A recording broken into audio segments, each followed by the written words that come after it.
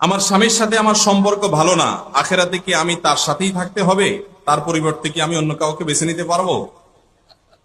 মাশাআল্লাহ, আমাদের বোনদের বড় অদ্ভুত অদ্ভুত প্রশ্ন। দেখেন, এই কপাল পড়া স্বামী কত খারাপ হলে এই ভদ্র মহিলা জান্নাতেও তার সাথে থাকতে রাজি না। আহা, পুরুষরা সব সোজা হয়ে যান, বেশি বেলায়েন হবেন, এই মহিলা বদদুয়া শুরু করে দিবে, আল্লাহ এই অমানুষের সাথে জান্নাতে আমি থাকতে চাই না। আল্লাহ আমাদেরকে হেফাজত করুন। যাই হোক ভাই, দেখুন, প্রথম কথা হলো জান্নাতে কে যাবে বা না যাবে এটা নির্ভর করে তার ঈমান, আমল এবং আল্লাহ রাব্বুল আলামিনের রহমতের উপর।